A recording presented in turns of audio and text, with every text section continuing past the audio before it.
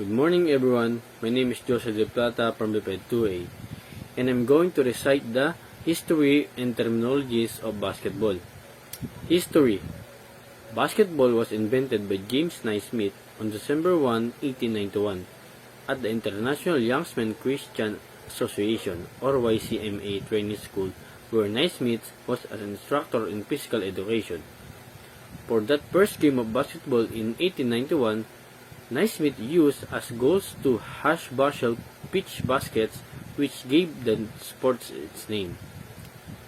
So, ang pinakamatandang basketball league ay tinatawag na NBA.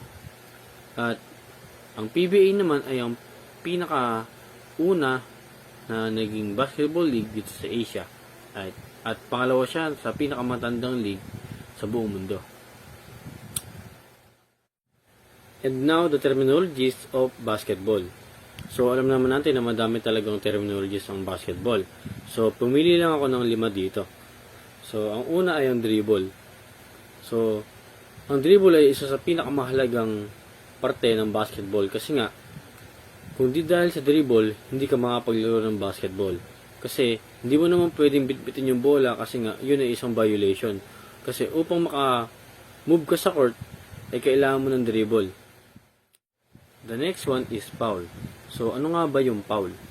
So, ang foul ay isang physical violation ng isang player.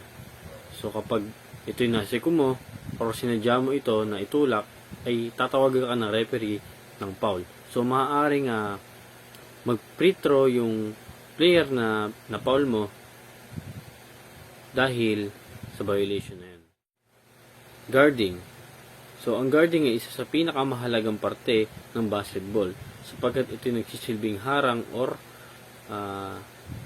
pagpigil sa mga kalaban upang makapuntos. So, napakahalaga ng guarding sa basketball. Kasi pag hindi mo ito ginawa, hindi kayo mananalo. Hoop. The basketball rim and backboard players shoot the ball towards an attempt to score points. So, pwede tayo mag-layup or mid-shot or 3 points upang makapuntos ang ating team. Hoop. Ang hoop ay isang uri ng pagtira ng bola upang makapuntos ang ating team. So, pwede tayo mag-layup, mag-mid-shot, or jump shot, or 3 points. And the last one is pass.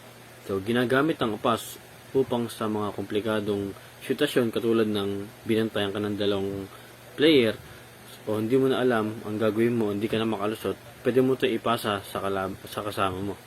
So, pwede rin gawin ang pass upang mapatulin ang pag-shoot ng bola. Halimbawa, merong free yung kasama mo, pwede mo ipasa ito upang makatira siya ng 3-point shot or makapag-layup siya or dunk.